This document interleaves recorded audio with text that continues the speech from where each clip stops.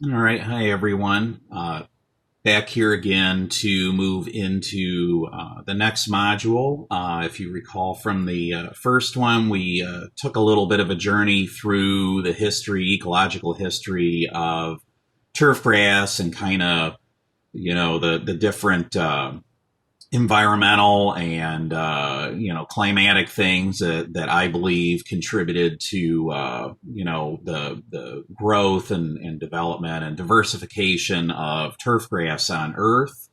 And then we jumped forward a little bit, kind of fast forwarded through human civilization to a point in time when we really start to see a focused move of turfgrass into the landscape setting.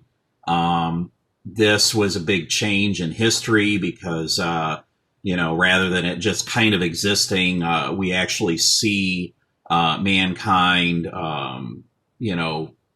moving it into the landscape, physically transplanting it, cultivating it, even maybe doing a little bit of unknowingly, maybe doing a little bit of breeding and hybridization in the process, or at least selection, cultivar selection, as they were, transplanting these grasses and seeds around to various locations. So at this point, turf really is more of a utilitarian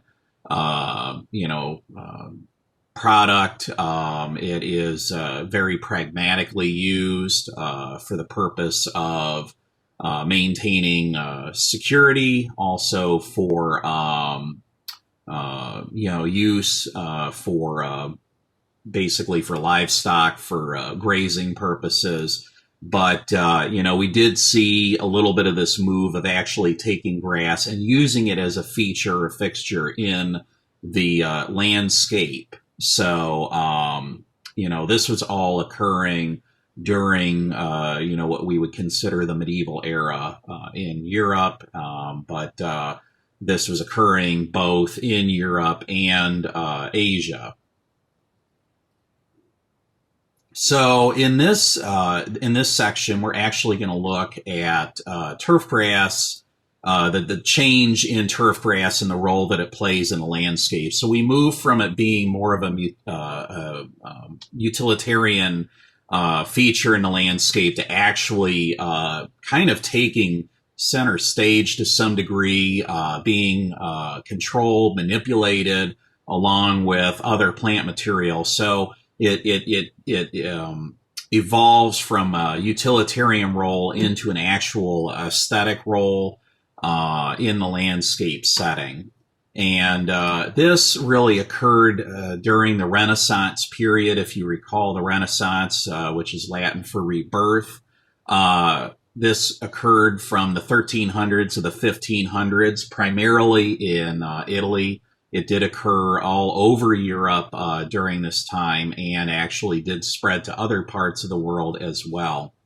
So it was believed to have begun primarily in Italy, and they actually believe that it began in Florence, Italy. So during this period of time, there was a huge explosion of more rediscovery, rebirth. I think that's why we use the term rebirth. It's a big rediscovery of knowledge. So this would be knowledge of the arts, sciences, mathematics, philosophy, literature, and so you see this big explosion and evolution of all of these things during this period of time. Again, really isn't a lot of new innovation. There definitely was new innovation and new discovery that occurred, but a lot of it came from the foundations of classical knowledge from the Greek and Roman days and Egyptian days that for a period of time was lost, a period of time that we refer to as the Dark Ages, which occurred to some degree through the medieval era. So this is kind of that rediscovery of all of these things that were at one point kind of lost from society, at least in the Western world. Probably one of the things that led to this happening was that there was this rapid expansion of wealth through trade and exploration. So if you think about, you might have played the game Marco Polo at one point in time. Marco Polo was an explorer that set out over the Asian continent from Italy, India, China, and places in the Far East. And so you think about that, you think about the establishment of the Silk Road, we think about increasing trade and exploration all over the globe, to Africa, to North and South America. Think about people like Christopher Columbus. I mean, this is all exploration in an effort to increase trade and improve economic conditions all over Europe. So you have this expansion of wealth through trade and exploration. We can see in the background this picture. This is Florence, Italy. Again, this is where we believe that a lot of this began. But you do see this significant and rapid improvement in quality of life and increase in discretionary income. This was for everybody. I mean, a rising tide lifts all boats, as they say, and so you do see a definite overall improvement in all aspects or classes in society during this time. But it did primarily occur for the ruling class. Prior to this, the gardens were used for culinary and medicinal purposes. There were design elements to it, but really it served to kind of house and inventory plants that were used for food or medicinal purposes. And other than that, there really wasn't a need for gardens. I mean, any land that was available was primarily used for crops. It was used for livestock.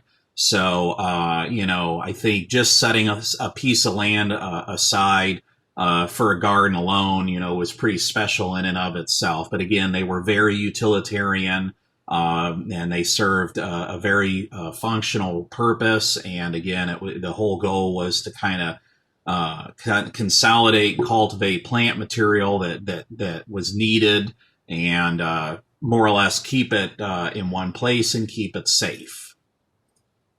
So during the Renaissance, we see this transition from the garden serving a utilitarian purpose to really becoming the ultimate display of wealth and power.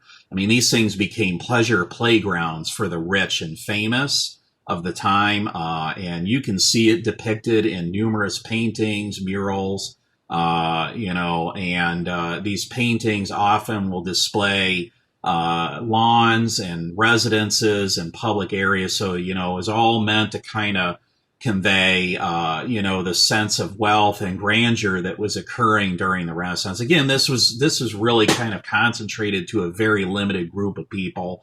These people were also the same, I guess lords and so on and so forth, that were the rulers of these feudalistic nation states all over Europe to begin with. So the same people that kind of held the power and ensured the safety and well-being of people in given regions during the medieval age. These were the same families that more or less moved into this Renaissance period. They had the money, and they were the ones that were able to kind of go in this new economic direction of going after trade and commerce all over the globe. So, basically, again, you see this centralization of wealth and power. But these people were the ones that were responsible for a lot of the growth and development that occurred during this time. And we also see during this period of time an increase in and refinement of team sports. So these sports really started forming, like you saw in the last module. They started coming into fruition during the medieval era, but they didn't really exist in the way that we think of them today. The team sports that we see today, like soccer, really formed and became very refined during the Renaissance. However, they were still banned or restricted during this period of time, primarily to keep people focused on work and productivity. So they did these wealthy landowners, these wealthy lords and bureaucrats really didn't want to see the people that lived under their rule and worked for them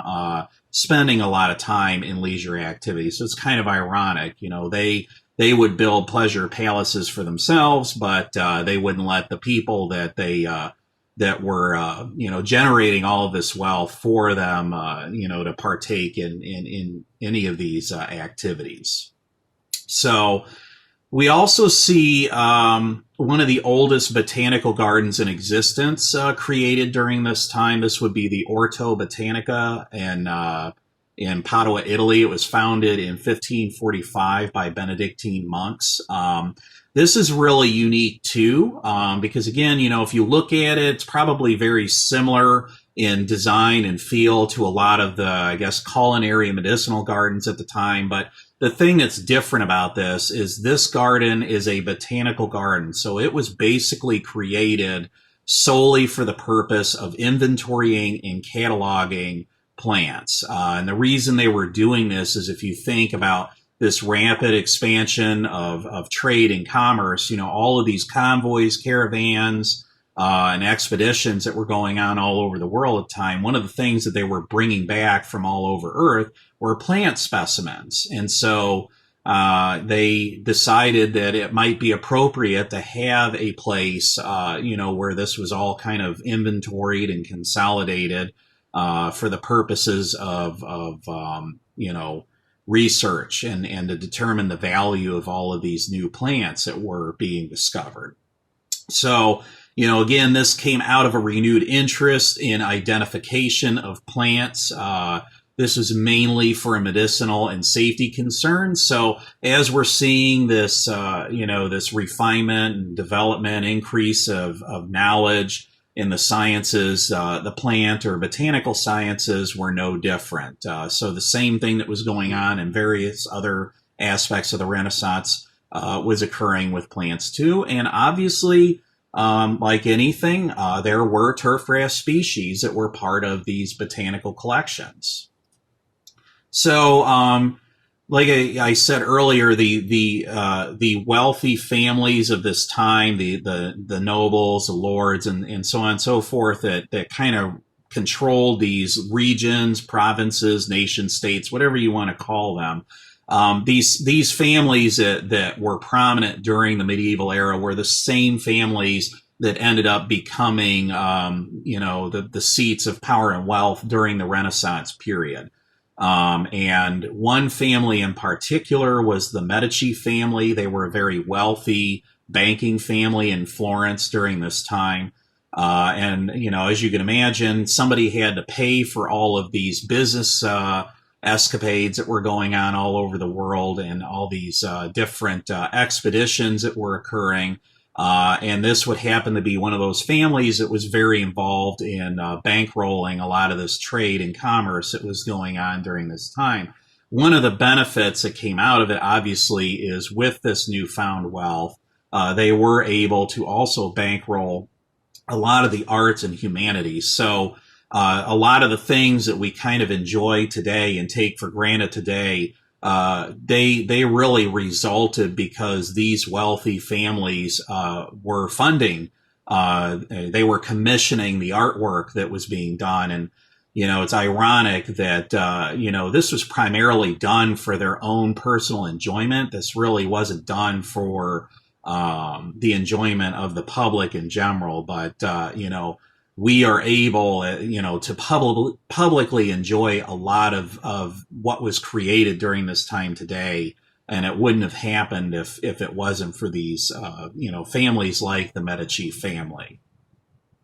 One of the other things that they did during this time was they created a garden. So this would be Again, where you start to see the rise of gardens during the Renaissance, again, for aesthetic value, but they were also created to convey wealth and power and majesty. And you see this dynamic developing during the Renaissance, where we're really looking at man kind of taking control over and dominating nature. And that, I think, is a very central theme in these landscapes at times. So you have, out of these wild areas, you carve out this very highly refined, very controlled, very predictable, geometrically driven landscape. The wild areas, in this picture you can see to either side, these wild areas were referred to as the Bosco. And again, they were left wild and uncontrolled and natural to some degree. They did serve as hunting grounds, but I think that you see this dichotomy that exists, this polar dichotomy between this very, very refined landscape and the rugged wilderness on either side. That was by design, to direct your focus inward, to the beauty and the majesty of what was being created. Again, these gardens served many purposes. They were obviously for the enjoyment and the pleasure of the people that created them. They were for entertainment. They were a brag during the time. I mean, to have the kind of money, if you think about the labor, the manpower that was needed, and the materials that were needed, the plants, the amount of money that needed to be spent overall to create one of these landscapes, and these were on a pretty grand scale. What better way to display your wealth, your austerity, than to create a garden? And so this is where we really start to see this shift. And, this is also where we start to see turfgrass really becoming a focal point of these landscapes. So a lot of this was going on continental Europe. We sometimes forget about, places like the British Isles and England and Scotland specifically. I've said before that this Renaissance was occurring and spreading all over the world. So you think about all of the trade, all of the commerce, all of this interdynamic that was going on between the Far East and Europe, and even colonies that were forming in other parts of the world like North America, South America. So you're seeing this exchange all over the earth, and England was no different. So it wasn't as pronounced or refined as it was in continental Europe, especially in places like Italy and France. But there definitely was an expansion in the wealth and quality of life of the British people as well. And you see pictured here, this is a picture of William Shakespeare. Many of you are probably familiar with him and his works. So he was a Renaissance artist, playwright. So just like what was going on in Italy and France and other parts of Europe at this time, same thing was going on in England. So similar to other parts of Europe, you had the same feudalistic society that came out of the medieval age, and you had wealthy nobles and bureaucrats, and they were equally building, beautiful, massive castles and mansions on their feudal land estates. So it's a little bit different. There's a lot of similarity. You can see a lot of the classical features that are being incorporated. So these same classical Greek and Roman features coming out of antiquity that were being used in Italy, France, and other places, it was occurring in England as well. And similar to the medieval era, they would clear out the forests around these palaces, and they would plant turf. The difference in England compared to other parts of Europe is these were feudal land estates. So these landowners, they derived income from two sources. One was obviously a lot of the new trade and commerce opportunities that were coming out of the Renaissance period. But the other form, the historical form that they were still very reliant on, was the rent that they collected off of the peasants or common citizens that would rent land from these landowners and use it to grow livestock and crops. So these estates that were created all over England were multi-purpose, and so you get this kind of mixed purpose coming out of them. So if you could imagine, if you were a guest, say you were a potential business client that was being entertained by one of these nobles, and you're standing inside of one of these beautifully adorned mansions, and you're looking out the window, you can just see this expanse opening up in front of you, and you can look off into the distance to the horizon. And, it again was meant to convey this sense of power and wealth and grandeur of, this person saying, look at how much I have, and so you clear this land to open up these vistas so that, as a guest staying here, I mean, you're just in awe of, how far does this go? How much land does this person hold? So, again, it was meant to convey power and austerity. And you could equally imagine if you were coming over a crest. I mean, during this time, people didn't travel as quickly as we do today. So, if you're on horseback or you're in a carriage and you're approaching one of these mansions or estates, if you could imagine seeing it in the distance and it may be taking 10 or 15 minutes to finally arrive at the entrance of one of these. I mean, that whole time you have this panoramic vista in your sight, as this thing is becoming larger and larger in your view as you approach it. And again, this was accomplished by clearing all of these forests in and around these areas, and you can see the trees in the background there. So they had to clear all of that forest and then replace it with turf grass. That's a lot of grass to accomplish this effect. So that just gives you an idea of just what extent they're going to here. But again, these are still working farms. So as you can see in the foreground, you have sheep here. So again, dual purpose, they were conveying wealth, power, austerity, but at the same time, these were indeed working farms. So you do often see livestock roaming and grazing on these properties, and they're, maintaining the turf as well. The other way that the turf was maintained, just like in medieval ages, is you would get lines of 50 to 60 or more men out every day with scythes, and they would break up and go to different areas of the property, and they would in essence mow the turf grass. So if it was impossible for the livestock to keep up on grazing, then this is what you had to do to maintain them and keep them from being overgrown. So again, very labor intensive, requiring a lot of manpower in order to keep all of this going. So many of these estates in the country were really hunting lodges. They were almost resorts, getaways. Most of these people maintained more than one residence, and they primarily lived in the city. So if you're a wealthy individual, you don't want to be living out in the sticks. You want to be close to the throne. You want to be close to Parliament or whatever the government may be. You want to be close to that seat of power and influence because your wealth and your livelihood depends on it.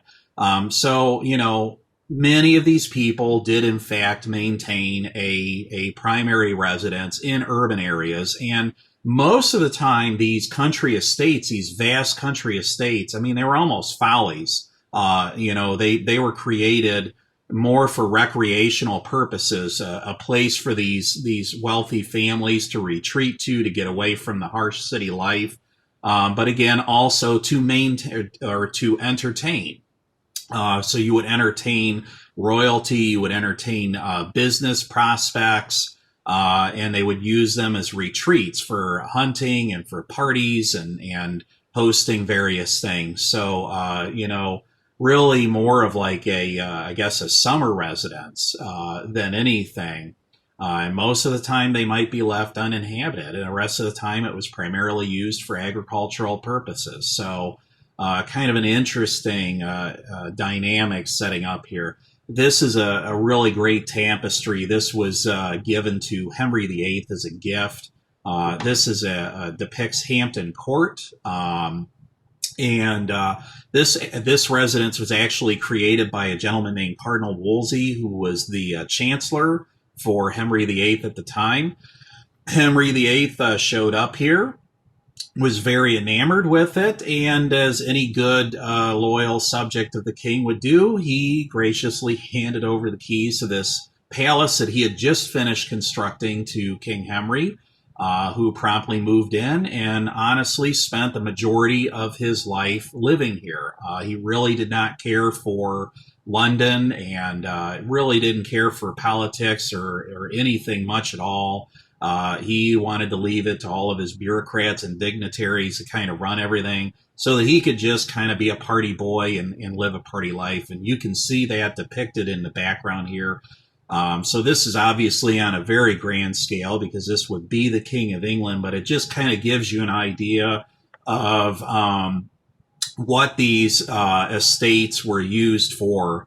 You can see all of the games and festivities that are occurring, all of the people that are flocking into these areas to partake of the festivities.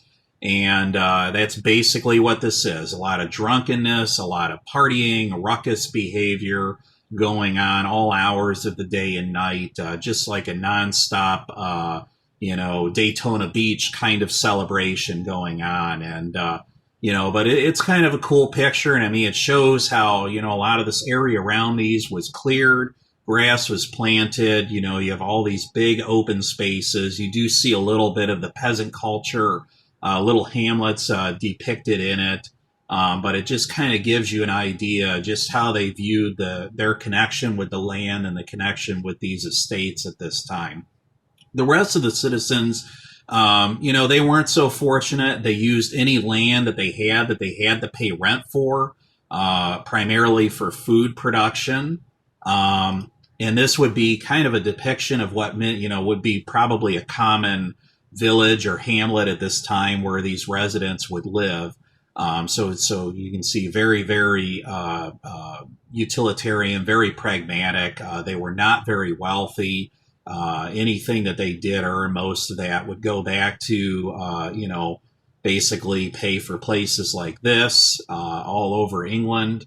And, but nonetheless, this was kind of if you're an average citizen, this was how you lived in the country at that time. And, they would maintain a large open area in and around their homes in common, as I say in quotes, in common, for their grazing animals. So they would also use this land for festivities and events, but primarily, again, this was an area that they would pool together in common to use mainly for the grazing of their livestock for their own personal use, not the wealthy landowners' use, but these would be their own personal livestock. So you move out of this period into a period called the Baroque period. It's more of a continuation of what was going on in the Renaissance, but it was also a further refinement of the Renaissance. So all the things that were kind of going on, we just see this further development and refinement, an increase in wealth, an increase in power, an increase in the detail and the intricacy, but also an increase in the scale on which things were being done. So these palaces are getting more grand and magnificent, and the detail is becoming more intricate, more refined, a lot busier, a lot more stuff going on. It's all about austerity. It's about, just displaying your wealth and your power. So we see this great expansion and consolidation of wealth or monopolies in the ruling class during this time. So, you see the divide between the haves and the have-nots getting bigger and bigger. This is also a period of time where Europe kind of moves into really, they kind of go one step beyond the trading and commerce and actually start going into conquer mode all over the globe, building vast empires. So, the greed prevails, and it just wasn't enough, and we have to have more and more and more, and that's definitely seen during the Baroque period. So, further refinement and increase in the magnificence and the magnificence and the intricacy of art and architecture and landscaping, and we see this in the gardens as well. So they were being created all over Europe and on a much grander scale than had ever been seen before. So more plant material, more diverse plant material, more acreage being converted solely and exclusively for use. I mean, and these gardens really at this point, I mean, they're not even serving any kind of utilitarian purpose at all. I mean, they're really just being created exclusively as a show of wealth and power and for entertainment and enjoyment, and really only for the entertainment and enjoyment of the people paying for them. So the everyday people of that time, they weren't lucky or privileged to really be able to ever see this or enjoy it. And they knew about it, but they didn't get to benefit from any of this going on. And they were being laid out in very highly ornate geometric patterns. It involved a lot of skill, a lot of manpower.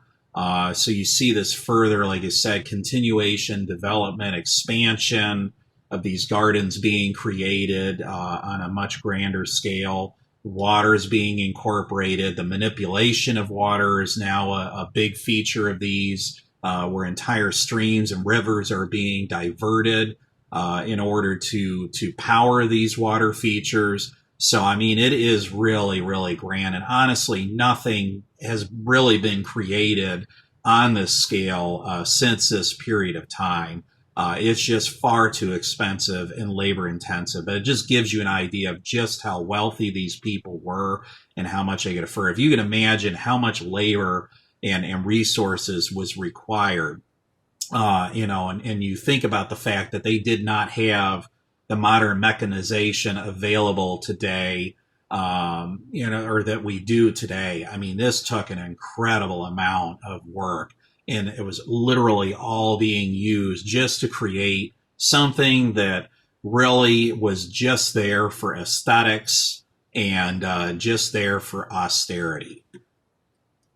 So we get another term that comes out of this period. This is primarily out of, I guess you could call it the French Renaissance, which is more of a sub-Renaissance of, again, like I said before, you have Renaissance occurring all over continental Europe at this time, and France was no different. Each country, Germany, the Dutch, they would kind of have their own little spin or take on it. And, the one thing that the French really brought onto the scene is the parterre. And these were these large, open, hedge-lined geometric areas. They first started showing up in about the 1400s in France. And as you can see, very ornate, very geometric, very highly manicured plant material. This, like I said, was a French creation. This wasn't really a feature of the Italianate gardens of the time, but like anything, it starts catching on, and you start seeing it being utilized in other nations and other landscapes all over Europe. So they often filled these parterres with flowers. Again, when you have all of this trade and commerce, you have all of these exotic and beautiful plants coming in from all over the world. And, the French really loved flowers, and flowers were extremely expensive. So The Dutch were kind of pioneers, as we know, with the bulbs, especially tulips, but many other bulb flowers that we think of today.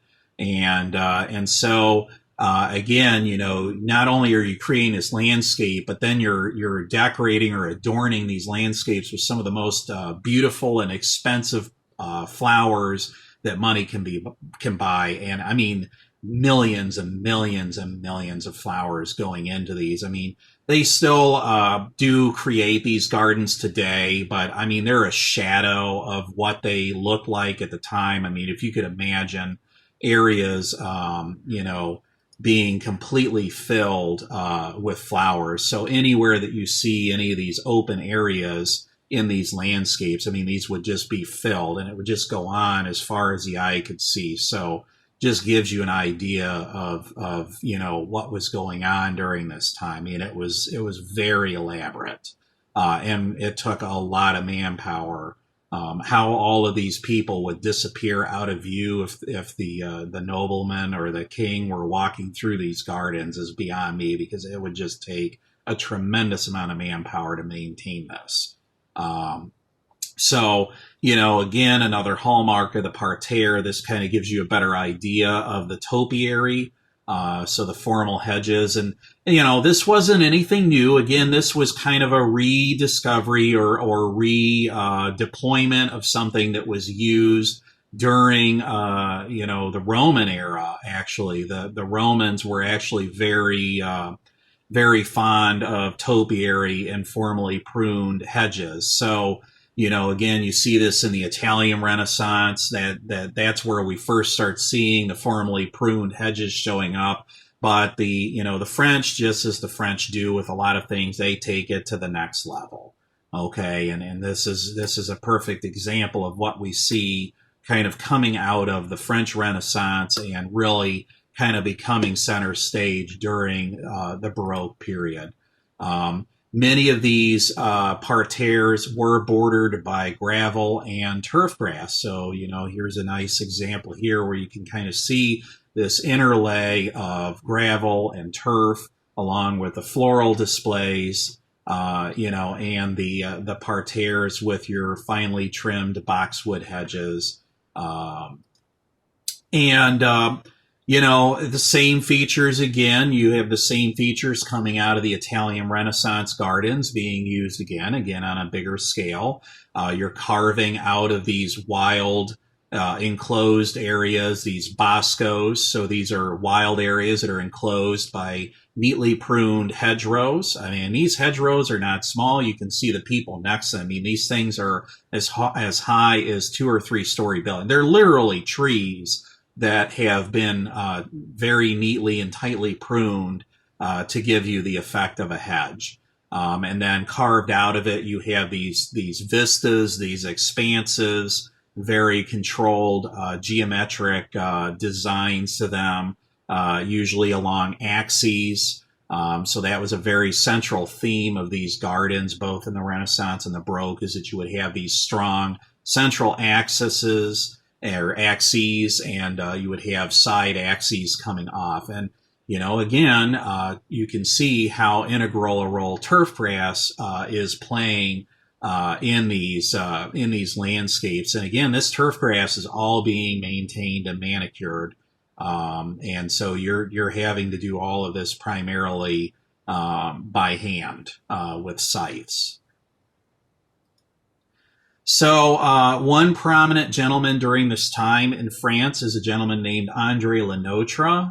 He's a landscape architect. He's also the head gardener for Tuileries, which is the main palace in France, in Paris. So that would be where the royal family resided primarily.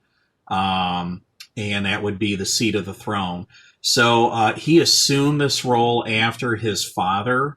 And again, he was the primary landscape architect, but he actually was very, very instrumental in the design of these Baroque gardens. He actually published a book, and Le Notre's book really kind of became the encyclopedia or the textbook at this time for basically how do you go in and create one of these grand gardens. And I mean, he made some pretty grand gardens. His first major endeavor was the gardens at the Tuileries. So the Tuileries Gardens was created primarily as a public park. And I mean, it is on a very grand scale. So this is actually what we call today the Champs-Élysées, or the Elysian Field. So this is a massive extension of the private kind of formal royal gardens around the palace. So the Tuileries, again, is the central palace, or the seat of the throne in France. And so Andre Lenotre set out to create this grand mall or avenue. Again, you see this central axis theme occurring, and really, this becomes a real hallmark of these Baroque period gardens, where you have this massive central axis being created. And this was actually a public space. Again, kind of directing your emphasis and your view back to who created it, which would be the royal family of France at that time. He was actually retained on the side by a gentleman named Nicolas Fouquet. Nicolas Fouquet was Louis XIV's finance minister. Basically, he was in charge of the treasury in France, which is in essence the king's money. So he handled all the king's money and assets and finances. And, he wasn't doing too bad himself in this role. So he decided that he wanted to build one of these grand pleasure estates out in the French country, not too far from where King Louis also had a small country residence or retreat. So he decided to build this massive compound. Again, at the time, this was the largest and most exquisite garden and palace to be created at that time. And it was called Vaux-le-Vicomte. So really, really beautiful place. So this was really the first time that Lenotre was commissioned to actually create a private estate garden. Again, it was for Nicolas Fouquet. Well, that didn't go too well for Fouquet because, like you would do at this time, you would have what would be like a grand debut. Anytime you completed one of these grand residences and estates, it was custom at the time to show it off. I mean, who wouldn't want to? So you spent all this money. That was the point of spending all this money, was to show it off, to flaunt it. So you would have a grand debut and you would invite everybody that was rich and powerful, and you would just show them just how rich and powerful you were. And obviously, Louis XIV was among the guests that were here for this debut. Well, when Louis XIV saw this, he was infuriated. Okay. And as you would imagine, probably the first and only thought that was going through this mind is, how are you paying for all this, Nick? And, I think he pretty much figured that Nick was stealing from him. And, I don't know that was necessarily the case, but nonetheless, he overstepped his bounds, overdid it, overplayed his hands, and infuriated King Louis. And King Louis promptly had him arrested. It just that was it.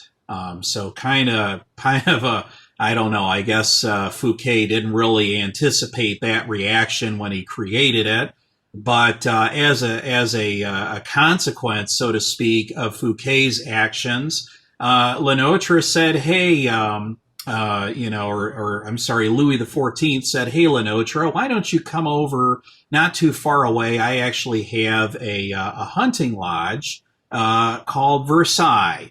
And, I was kind of thinking that, I'd like to actually move the seat of power from Paris, which is this kind of dirty, stinky, crime-ridden city. I actually want to move the seat of power from the Tuileries in Paris to my hunting lodge in Versailles. And I want to build a grand palace on a scale that has never been seen before. I'm going to bring every wealthy and important person from all over the world to this place. And I'm going to show off my wealth and my power and the wealth and power of France. And so he commissioned Lenotre to design and build the gardens that were, created at Versailles. So this is one of the grandest gardens that's ever been created in the history of man. It's on a scale never before seen. Again, you see this strong central axis theme. An entire river was diverted to supply the water for all of the fountains and water features all over this garden. And again, acres and acres of garden, but also acres and acres of grass. So the Renaissance wasn't exclusive to Europe, as I've said. It was spreading to other parts of the world too, although probably nowhere near what you were seeing in France. But it did come to America. And grass was also very important to the early American settlers at this time, too, because as they're coming over, they have to clear land, they have to create settlements, and they're bringing livestock. And as you would imagine, they need to feed the livestock as well. And grass is a very important part. So on their voyages coming over from Europe, they happen to bring grass seed with them to plant and use, for their livestock.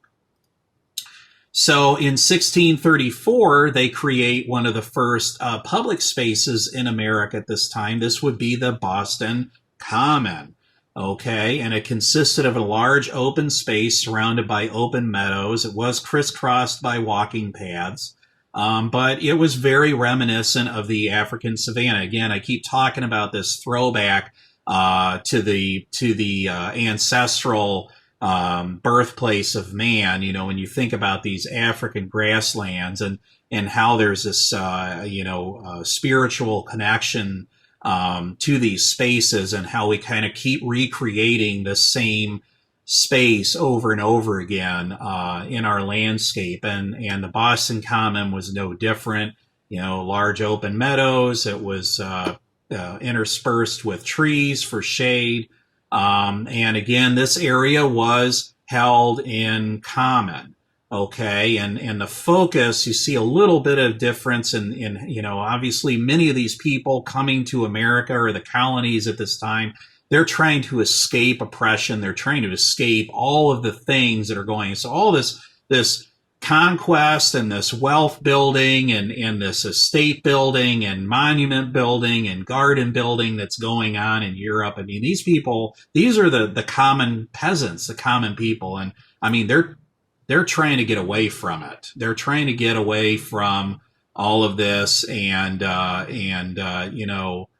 do something different, something more egalitarian, more equitable for the common man. And so you start to see this change when it comes to landscape in the American setting.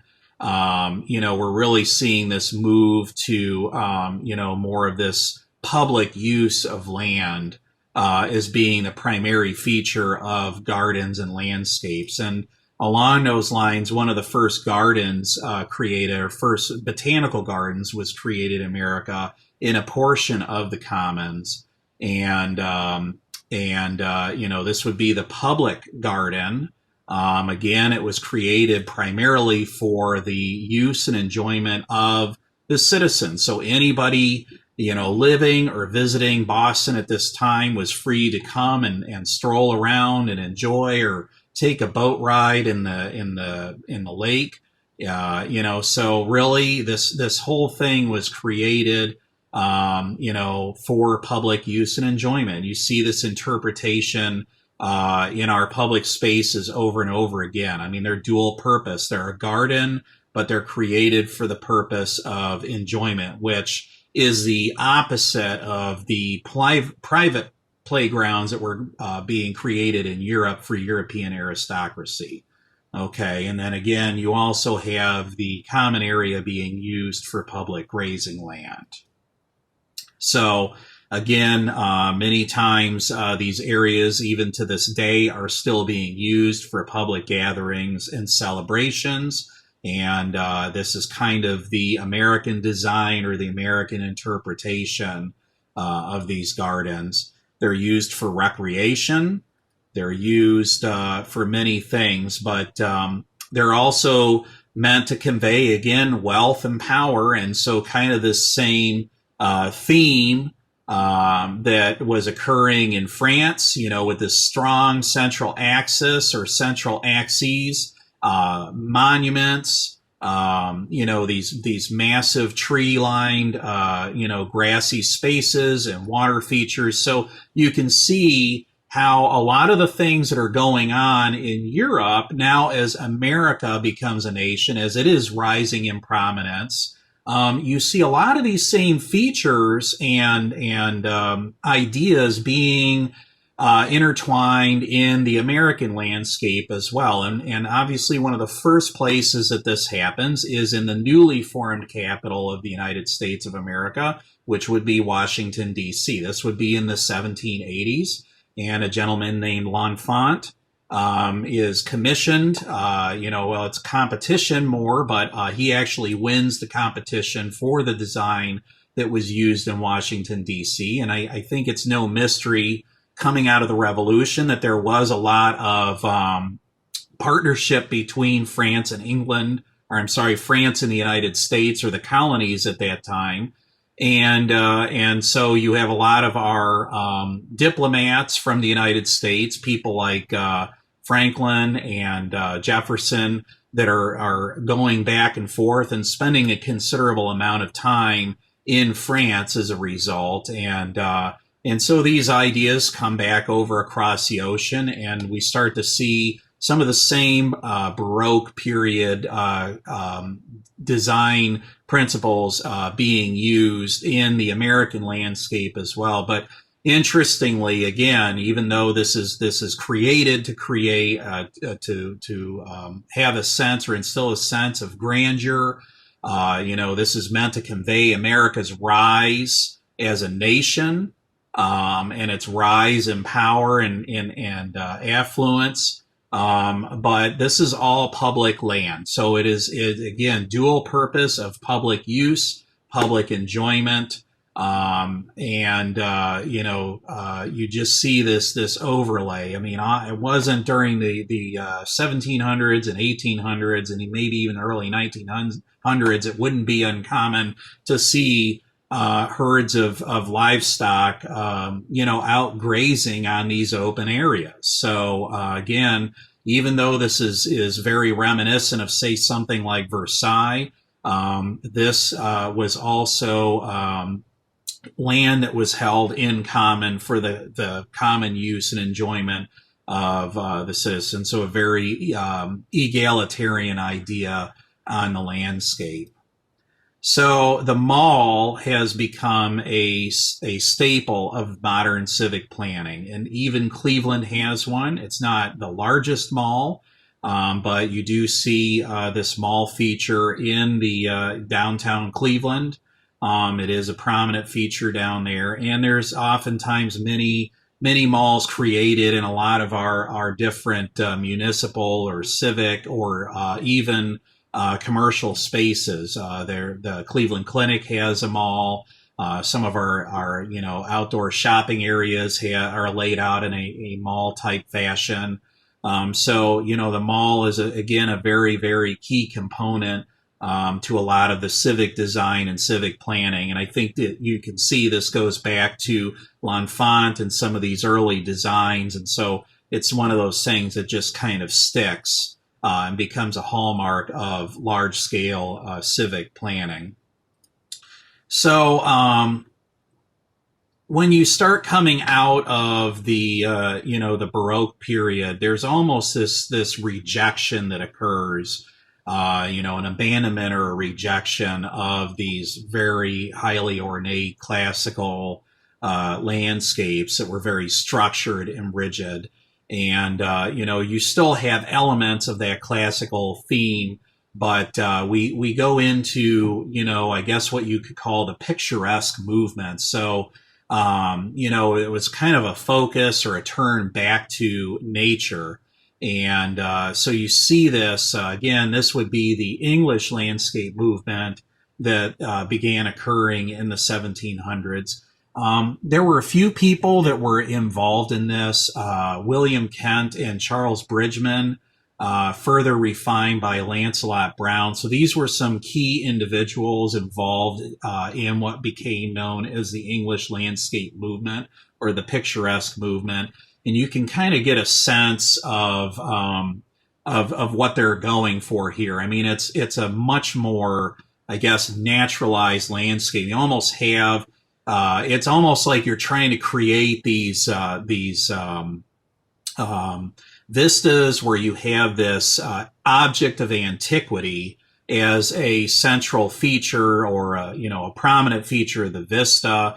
But it's almost created as like a ruin or a throwback. And I think it was kind of this, throwback to the ruins, all over. If you think about all these ancient Roman and Greek ruins, they were trying to create almost this nature taking back this landscape. Again, I think it really was in response or a rejection of the very highly organized and refined classical gardens that came out of the Renaissance and Baroque.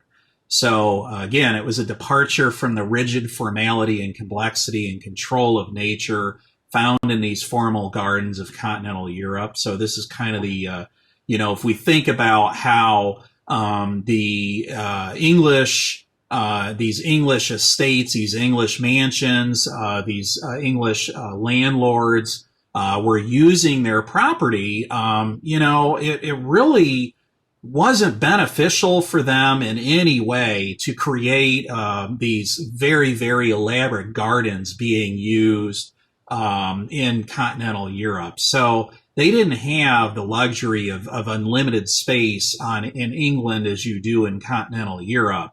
So they really had to have this land work. And so I think this is really kind of where they take their own spin on it. And they're still trying to create this sense of beauty and grandeur, but in a much more utilitarian and pragmatic way. They were still created on a very grand scale, as you can see here. The emphasis again was on these picturesque vistas and panoramas. And, instead of the sculptures and the structures being a central or prominent theme, they're just kind of interspersed as an element that kind of contributes or balances out the whole theme that's going on. But keep in mind, these landscapes, even though they look natural, they are very much man-made. They are very much created, manipulated.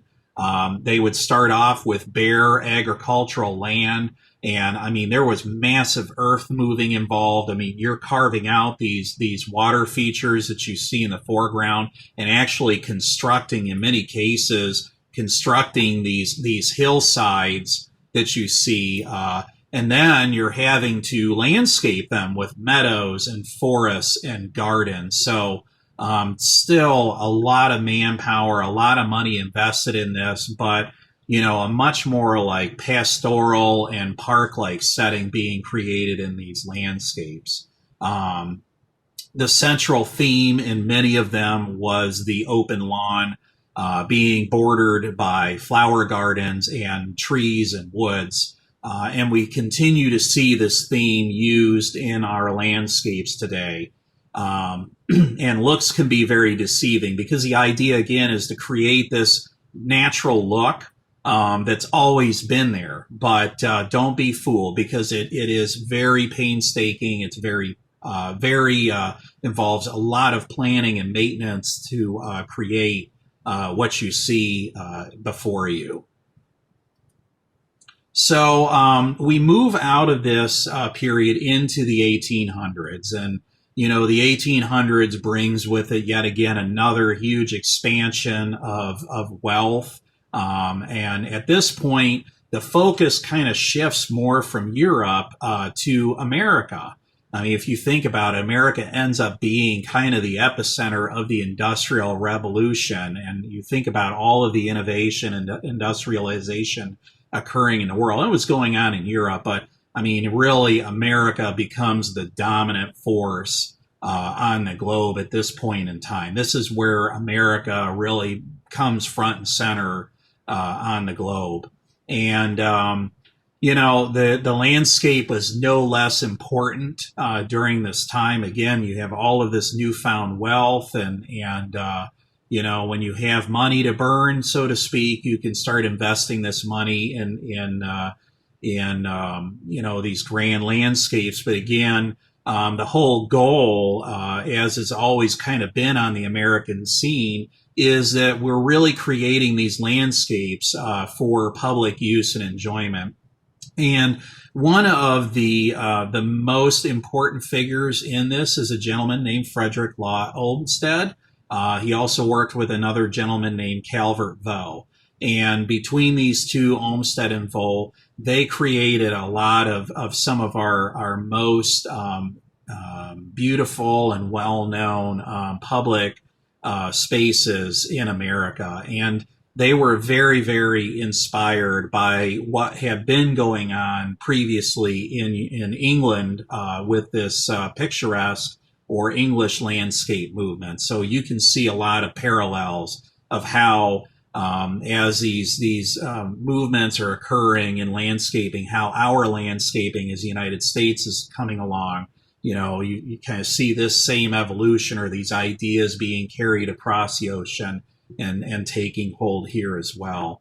They obviously their most famous thing that they're known for is they laid out Central Park in New York, which is the largest public park in America. Hundreds and hundreds of acres. I think it's somewhere in the neighborhood of 435 acres. It is just a massive space. It was something that as Manhattan or New York City was growing very quickly at the time, it was becoming very built up, very congested. But at this time, the land that currently is Central Park was out in a more of a rural area. So New York City was primarily down at the southern tip of what is called, Manhattan Island. So, most of the population and most of the, the urbanization is down at that end. And so this is quite a bit further north at this time, but they were already platting it out, planning for later growth and development. So they were already laying out all the streets and the plat up in this section of Manhattan. And so the civic planners at that time decided that they wanted to use eminent domain and take a portion of the land to be kept kind of in common, because they were afraid that the entire area would end up getting developed and the sanitary conditions and the air quality conditions and everything at the time, they really felt that it was important to have an open space reserved for use in common in Manhattan. And it was a good thing that they did, because if they had not, we would not have Central Park today. So they also designed, or, we'll get back here to Olmsted and Vaux. They also designed another park system in another important city at that time. That would be called the Emerald Necklace Park System in Boston. So this is a system of parks and boulevards that kind of surrounds the Boston area. And again, all of this land is being carved out of the urban area. So some of it obviously is having to be taken by eminent domain. Some of it has yet to be developed. But, as these cities were quickly growing and people were moving from the countryside into these cities because of the Industrial Revolution, the civic planners fortunately began to realize, hey, we need to start setting aside land as these cities are growing and developing. We need to really make sure that we have open spaces for the use and enjoyment of all of these people coming in. So in Chicago, they paired up with a gentleman named Daniel Berman, or I'm sorry, Daniel Burnham, and he worked on many of the civic plans like Chicago's layout and park system. And I think he was even involved to some degree with the civic plan that was created for Cleveland.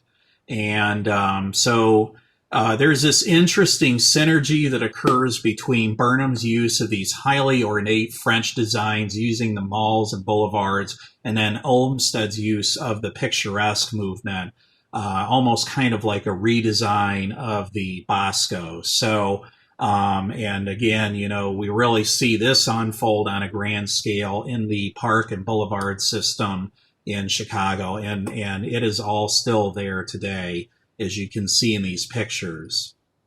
Again, as I said, Burnham and Olmsted were again both involved in and influenced the design of Cleveland's public spaces. So the downtown mall is very Burnham. You can see that very formal, very organized, geometric layout of the space in downtown Cleveland.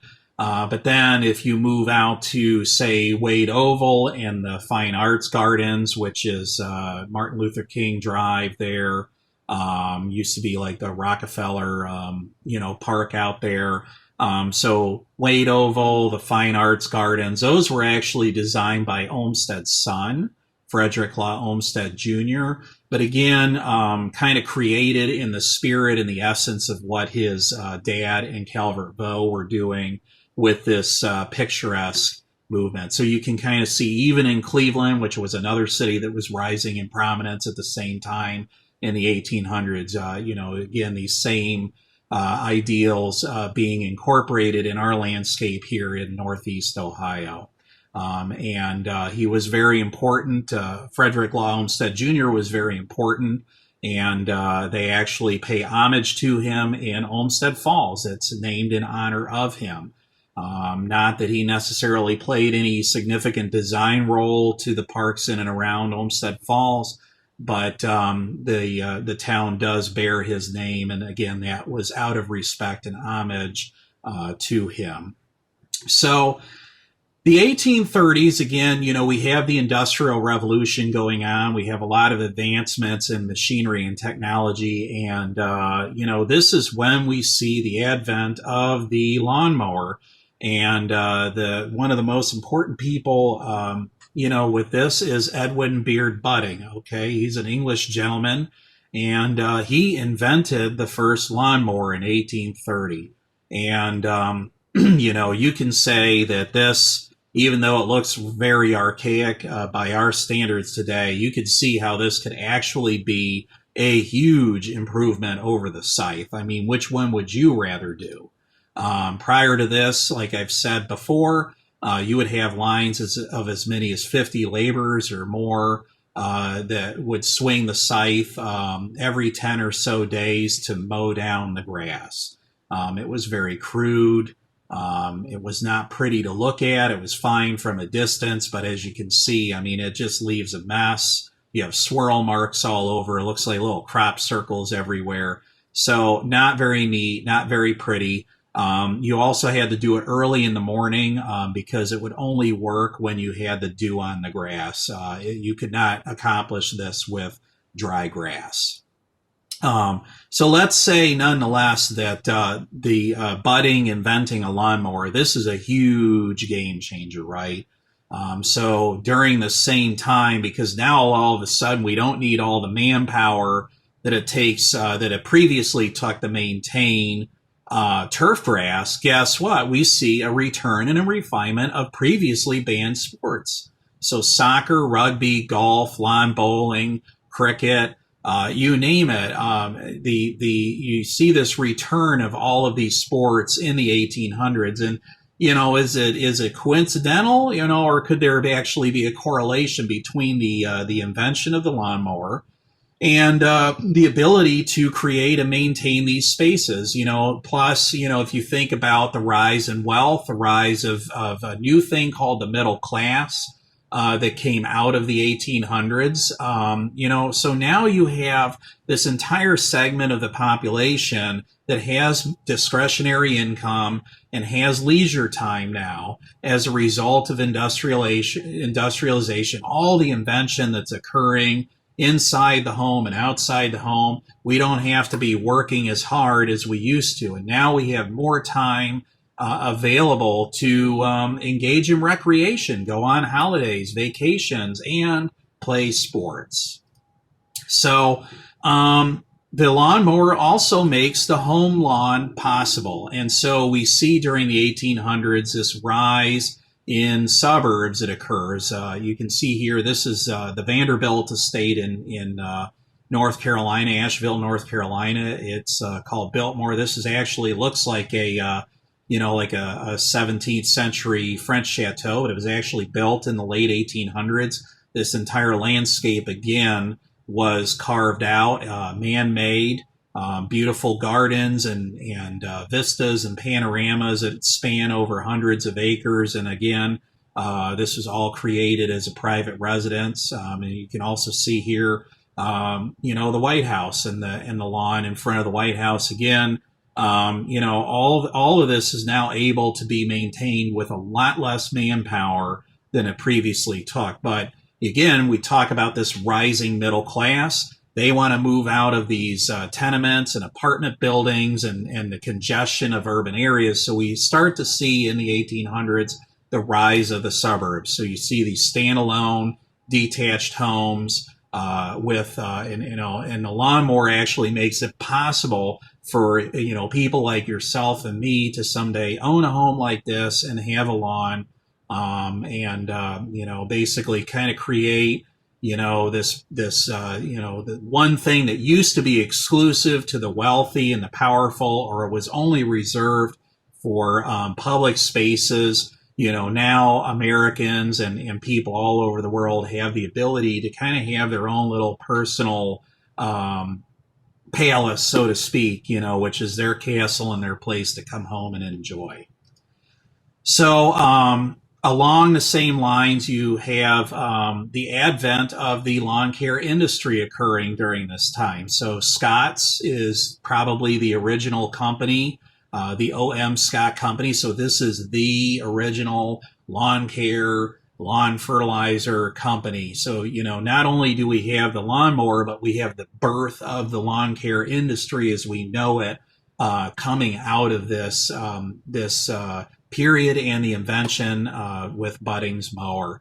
So the Scott's Company was founded in 1868. It was originally a hardware store down in Marysville, Ohio. And we'll find that a lot of invention and a lot of innovation, interestingly, in the lawn and landscape industry has occurred right here in Ohio, especially with turfgrass. And so you kind of see interestingly, Ohio really is the epicenter for the lawn care industry. Here's a picture of that original store that was created. One of the things that Scott started to do was he began contracting with farmers around Marysville to grow clean seed. And so we actually start to see the beginning of turfgrass, wide-scale turfgrass breeding and hybridization being done by O.M. Scott in and around Marysville, Ohio.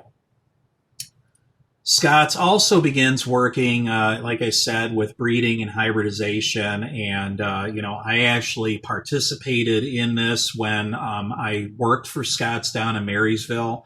I mean, at the time that I was there and even today, most of this research and development is being conducted out on the West Coast in Oregon.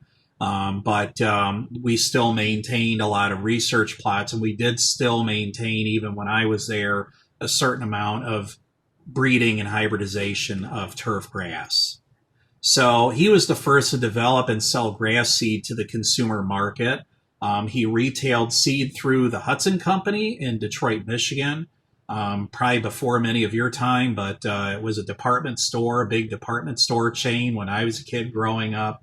It's no longer in business, but that's kind of what he was doing. He was selling through these companies, which at the time actually were catalog companies. So we think about Sears and Roebuck, Hudson, J.C. Penney. These actually all began originally, they had a department store, but they got into what was called the catalog business, which would probably be very reminiscent of our subscription-based economy today.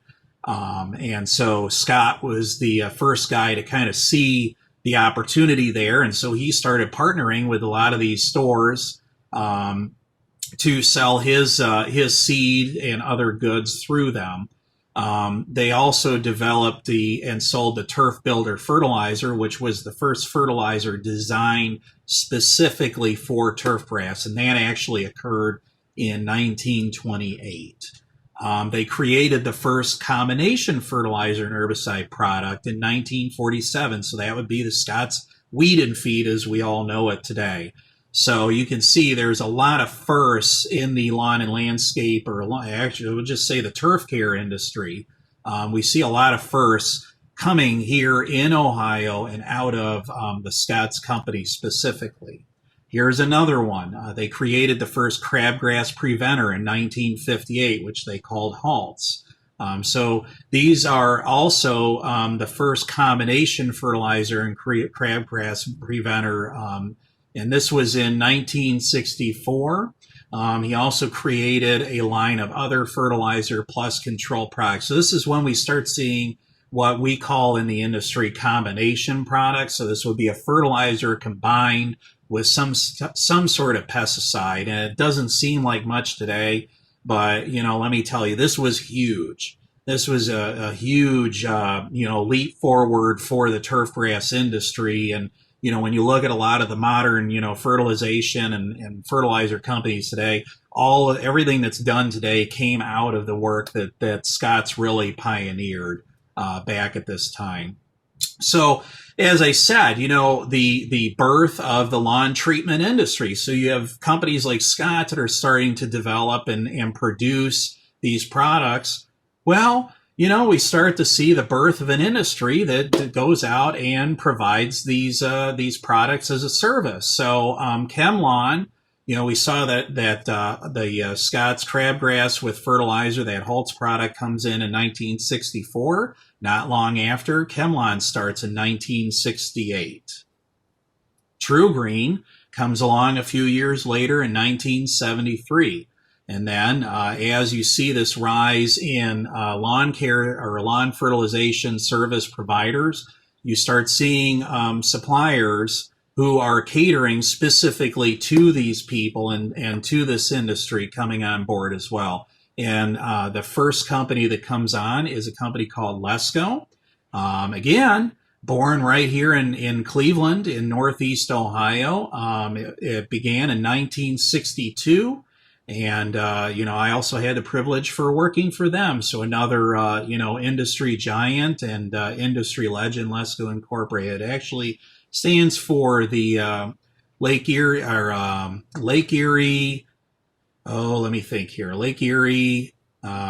Company of Ohio. Lakeshore Equipment and Supply Company of Ohio. How could I forget that? I guess I've been gone too long. So the Lakeshore Equipment and Supply Company. It was at one point headquartered on Linda Street in Rocky River, Ohio. And it was there the headquarters were there for quite a few years. But you can see, they started the first golf trucks, which were stores on wheels. So they would actually, you get this almost like the Schwann food truck, they're actually driving directly out to these golf courses and meeting with the superintendents right there and actually can sell them and deliver them product right off the truck. They also created what we know today as the service center. Many of these were drive-through locations, almost like a beverage drive-through, where you could actually drive your truck and trailer through the door and come right in and get out of your truck and walk right up to the counter and, buy whatever you need. And then it was easily and conveniently loaded right on your truck, and you could just get right back into your truck and drive away. So this was a real big innovation that occurred, in the green industry. Again, this was in 1962. And it really came out of a need to supply this very quickly growing turf fertilization industry. So another thing that Lesco started to do is they began pioneering and manufacturing their own proprietary fertilizer blends in 1974, and they built a plant dedicated to making polymer sulfur-coated urea in 1978. So this was the first of its kind available for commercial use. So we don't always think about that, but a lot of these products that we know today are relatively recent innovations. And so when you think about, the commercial fertilizers that most of the lawn care companies use today, these economical blends of fertilizer, Turf Builder is a great product, but it's a very expensive product to produce, and it's not really geared toward commercial use. It's, again, very pricey. So Lesco really made it possible for the green industry to grow and become what we know it today, especially for the fertilizing. They found a way to very economically produce good quality fertilizers and blend and bag these fertilizers for commercial use. And so we kind of owe it to them. I owe my livelihood to them, because Lesco fertilizer really became the mainstay of the fertilizer industry today, and is still a very prominent name today. So the lawn care and landscape industry as we know it today really came about in the 1980s. So we have a few things going on that kind of contribute to what we see today. You see this sharp decline in agriculture. There was a massive recession coming out of the 70s, going into the early 80s. A lot of farms were hit hard. They had huge debt loads, and so this meant a significant decline in ag chemical sales. And this actually led a lot of these ag chemical manufacturers to jump the fence into the lawn care industry. So all of these products and chemicals that were used mainly on the agricultural side now very quickly start becoming available. And then you have people like me that end up, with a career as a result, because you get somebody like me that kind of knows and understands all of this and can navigate this labyrinth of chemistries and products and make recommendations to lawn care service providers. So this all comes about during the 1980s and really gives companies like Lesco and other suppliers the ability to grow and expand very quickly. And it also gives the lawn treatment industry the ability to grow, because again, now we have all these chemicals available for use on the turf side that really weren't there before. We also see a big boom in the lawn care industry, both with falling prices again, because ag, there's an old saying in our business that lawn fertilizer, lawn care industry is the pimple on the horse's butt. Okay, the horse is obviously agriculture, and with agriculture basically collapsing at this time, the lawn care industry gets to enjoy with that falling prices and new chemistries that were never before available. So, this was a day when ChemLawn, TruGreen, they might have been buying bags of fertilizer for $3 or $4 a bag all at the same time. People are paying $40 to $50 per treatment for lawn service. So lawn treatments in general become more affordable. These cheap prices allow a lot of smaller firms, a lot of one-man band or small companies, regional companies to start really coming on the scene.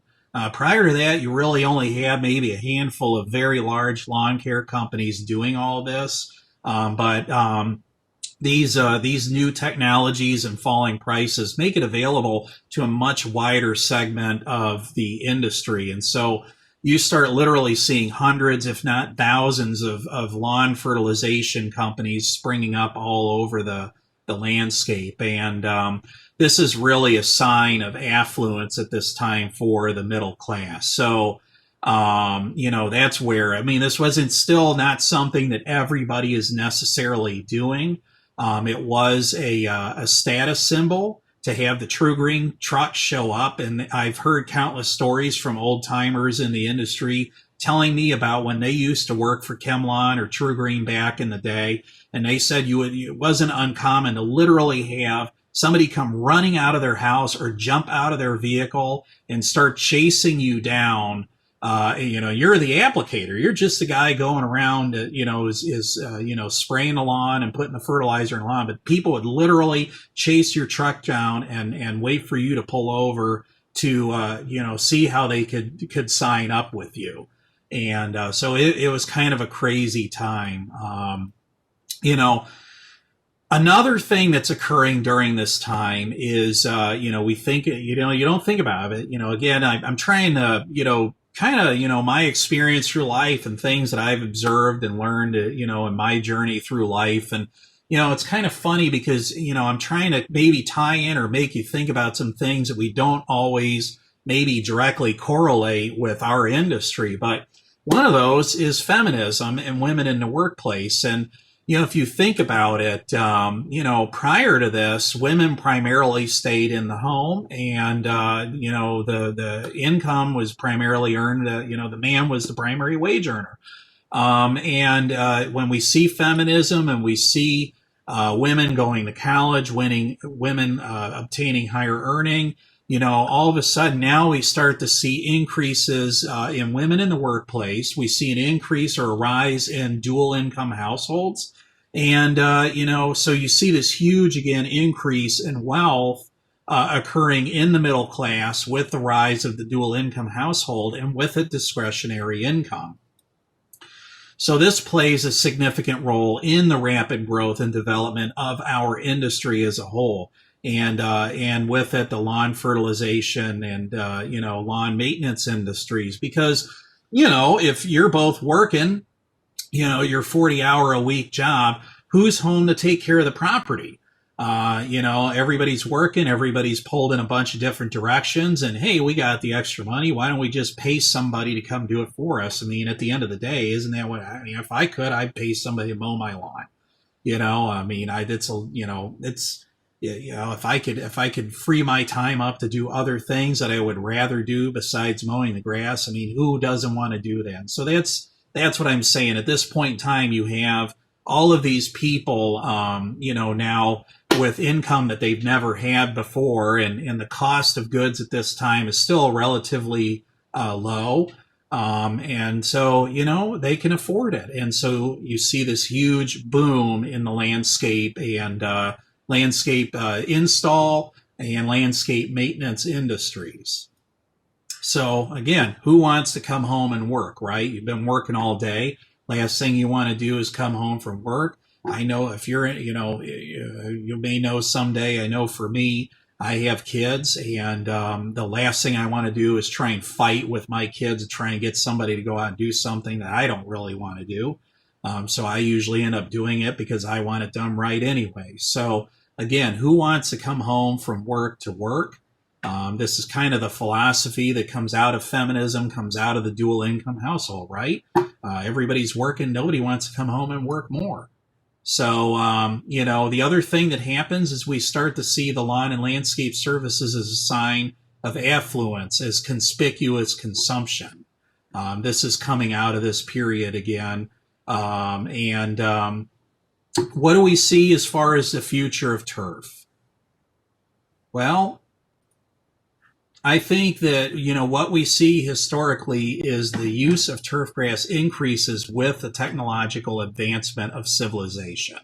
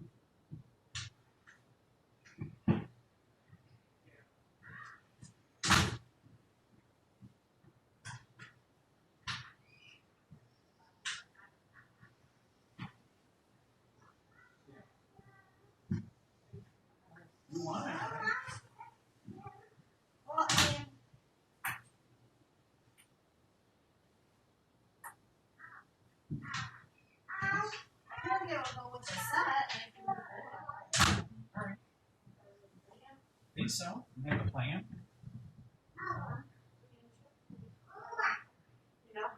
Well, we kind of debated it. You felt bad because we already moved. Well, no, because we'd already moved them once, and then we're like, yeah, we moved again.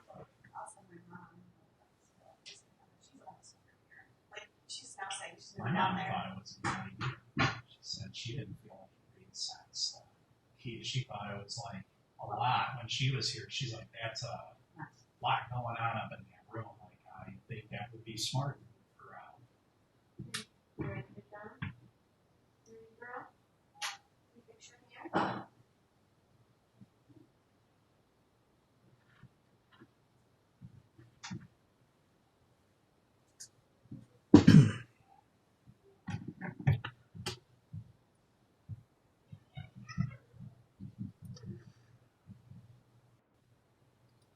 So again, we see this rise in turfgrass use increasing with the technological advance of civilization. And, this is, we see this as we journey through, and as our society becomes more complex and more advanced, I've often wondered myself if, what the future of our industry is and what it's going to look like, as we move into, now the crypto age. But very clearly, the trend has always been historically that, as we continue to advance, you're going to continue to see turfgrass go right along with it. And, it is happening to some degree. Demand for services is continuing to grow. As population grows, as people continue to move, as we continue to develop, you're going to see the demand for services continuing to grow. I used to worry about this, but now I'm starting to feel like, there's still going to be an increasing demand as we go on for services. There is obviously increased pressure on sustainability. It's one of my clients, a very prominent client here in Northeast Ohio, has always said, we are all environmentalists by the nature of what we do. So it just kind of makes sense that we would try to be good environmental stewards and, have best practices and focus on sustainability. I know he's made that a hallmark of his company, and I think that we all should. I agree. I think that we're all environmentalists and environmental stewards just out of, what we do every day in this industry. So what we are seeing, as I said, we talk about the increase in growth and development as society becomes more evolved, more complex. So does grass, and we definitely see that. A lot of breeding and hybridization going on now. There was a period of time where there wasn't so much effort focused on it. There has been a bit of a shift, in how we're doing this. Used to be primarily done at the university level. Now it's pretty much done privately. But the result is, because there's an economic value to this, is that we're seeing a tremendous amount of breeding and hybridization going on, and you're seeing things like TWACA, which is your Turfgrass Water Conservation Alliance. You're seeing things like Water Saver. So we're making huge advancements that we'll focus on a little bit later in later sections. But a lot of innovation coming out of this. We're also going to see probably more pressure or more desire to use organics and biologicals. We're going to see increased use of low-mow and no-mow turf areas. This is again, as we're trying to go to lower maintenance type situations. Now, these areas, don't be fooled. They're always going to require some level of maintenance. They're going to require pesticides to some degree. They're going to require probably weed control to some degree. They're going to require periodic mowing in order to maintain them. But nonetheless, we are going to see an increased use of low-mow and no-mow areas. So one of the things, or one of the big challenges that we have right now, especially, is labor issues. Small is becoming the new big. I'm kind of seeing a trend right now where companies are going one of two ways. They're either becoming really huge or they're becoming smaller. A lot of the shift is on a lot of smaller companies, less manpower, less overhead. Maybe they run it out of a cheap location or they run it out of their own home, keeping overhead low. They can be very economic, especially when you look at the consumer market. They're usually staying in a tighter geographic area. So, what is this going to do? Well, this means that we're probably going to start seeing an increased reliance on automation and technology. I mean, we already have to some degree. I think you're also going to see, as a side note, you're going to start seeing an increased use in artificial turf, especially in athletic and residential sites. I've definitely seen it in some markets, some climate areas. Like when you go out to like the Southwest, like California, Las Vegas, you do see more use of artificial turf in these settings, but also on our athletic fields. There's more and more demand for use of fields. So as these fields are being used more and more, it puts a lot of pressure on maintaining them. And frankly, we just don't see the level of skill with these athletic facilities. I mean, especially in schools and municipal areas, you just don't have the level of skill and knowledge often. These guys really just are kind of ill-equipped to really maintain it properly. Plus, the budgets just aren't there. So I am seeing a trend in a lot of schools, especially moving toward artificial turf. Many larger companies are selling off and consolidating, creating a vacuum in the industry. So that's kind of where I see the biggest opportunity right now. Again, labor really causes a lot of challenges for this, but you have these kind of, I guess, call them regional companies that are multi-crew, multi-employee companies that, as these guys are getting older and wanting to retire, they're just cashing out, selling out. They're just getting tired. They're tired of fighting all the issues. And so, like I said, I'm seeing this gap growing between these mega, companies, or either large regional or national companies, or you have a lot of smaller, single owner operator, maybe a small firm that only has maybe 2 or 3 employees. So that's kind of the trend that I see right now. Lawn mowing and fertilizing is a gateway industry. It has been for many, many years. So it's a great opportunity to spawn entrepreneurialism and lift people out of poverty. It creates an opportunity for people to be successful that otherwise may not be able to. So a lot of guys that I know and interact with, frankly, they would not work in a conventional employment setting. For whatever reason, many reasons. And so, the only option if you can't work is you have to go into business for yourself, or you could go on unemployment, which isn't very fun. So, this does create an opportunity, for a lot of people that otherwise couldn't provide for themselves, to be able to go into business and earn a living. And it's got a very, very low startup cost to get into the green industry. And overall, I mean, your costs to run or maintain a company are relatively low comparatively. So, I mean, you can really screw up a lot. You can make a lot of mistakes in a business, in a lawn care landscape business, and still end up being reasonably successful. It just shows you how resilient this business is and how much of a gateway it is. But, that being said, I mean, it does create a draw for a lot of people to get into it. And there is a very high fail rate. A lot of people just, they can't hack it once they get into it. So, it's probably at least, a 50% fail rate getting into it, because unfortunately, like I said, a lot of people just don't have the know-all, or the wherewithal to just stick it out. But I do see that a lot of guys trying to get started in it and they just don't make it. But quite a few of them do and end up going on to create very successful companies in a short period of time.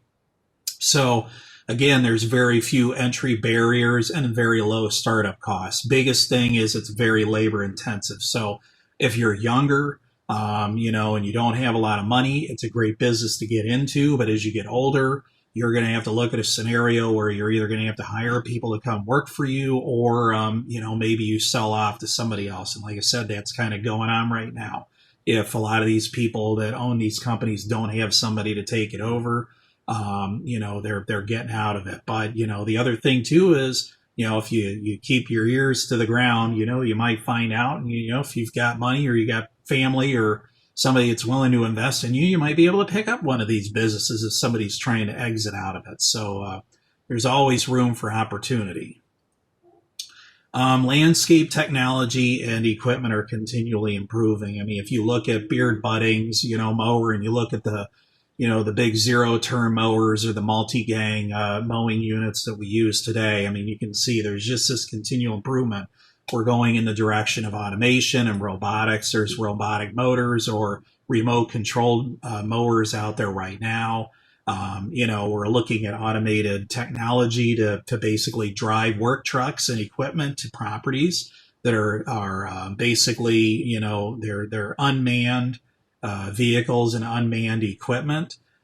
So, as I said, I mean, there might be a little bit of a gap right now because of the labor issue, but don't be fooled. Artificial intelligence and technology are definitely are moving quickly to fill that gap.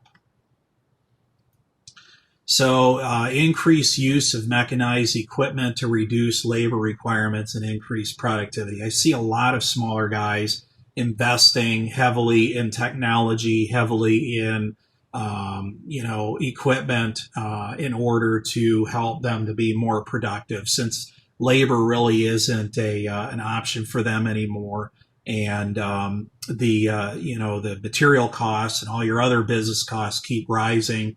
Is basically they're forced to maximize production efficiency, and one of the primary vehicles for that is through commercial equipment. Businesses are also becoming increasingly reliant on automation through software. So, this is software that they're using for routing, scheduling, customer management, marketing, inventory management, billing, and payment, and then their other financial management. So you're seeing a lot of these, and many of them are multi-component. They have the ability to do multiple things. So there's been a huge explosion here, especially in the last few years with software automation startups, and again, they're all vying to rise to the top of who's going to be the dominant one. They buy and sell, and there's going to be an increased emphasis on this moving forward in the 21st century. It's going to be critical, especially with the shortage of manpower. These softwares, when you use them properly, I mean, they become real lifesavers and time savers.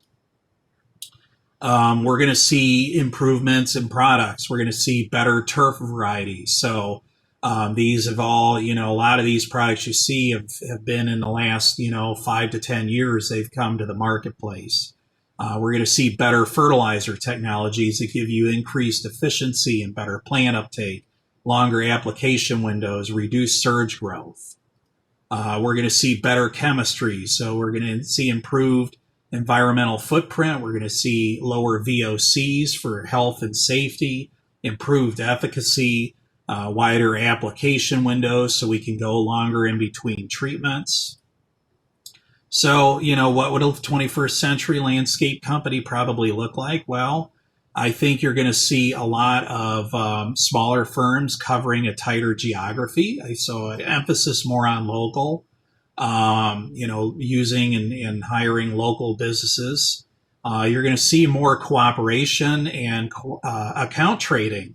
So account swapping between companies. I see this already today where somebody on the east side of Cleveland gets a call from somebody on the west side, and they're networked or partner with somebody, and they'll say, hey, I actually got this thing, or maybe it just doesn't make sense for them to go over and service it anymore, and they want to trade it off, and so you'll see a lot more collaboration, a lot more cooperation, account trading between companies.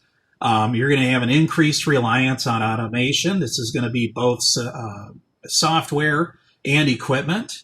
Again, to fill that labor gap, both in the office and out in the field. It's just going to become necessary. And also automation and equipment in the sense that, you're going to be able to hire probably more unskilled labor and be less reliant on them having the necessary skills to do the work that needs to be done. They're more or less there to babysit the equipment and make sure that nothing breaks. So you are definitely going to see a move in that direction.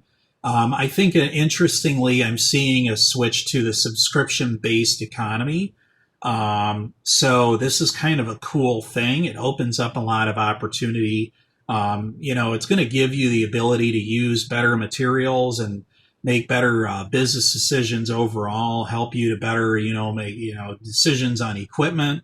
But, on the fertilizing side, what products you use, when you use them, it's going to open it up because, you're not going to have to necessarily be afraid of, well, if I use this expensive product, it's going to give me really great results and free up labor in season, but I got to do it now. And I don't want to spend all the money to put this product down because I don't want to potentially lose that client in the spring and then have all that money invested in them. This subscription-based economy really gives you the ability to do that. Your retention rates are much higher. It's also easier to sell on, your close rate's going to be a lot higher on any upsells that you're trying to do. It's going to help you with cash flow management. It's not going to be feast or famine anymore because you're basically going to have that money coming into your business on a continual revenue stream. Probably going to have automated, bill payment, where you're going to have a pre-authorized credit card on file that you just bill. You're going to pre-authorize it before you even go out and do service for that client. So you'll know you won't have to be chasing money down anymore. So it's going to be a huge benefit for receivables to be able to go in and do that without having to chase down money as much anymore. And again, your customer retention. So that goes back to what products you use and when you use them. If you don't have to worry about losing a client, it definitely makes it a lot easier to make life easy for yourself down the road. All right, so that's it for Module 2, and we will pick it up again on Module 3.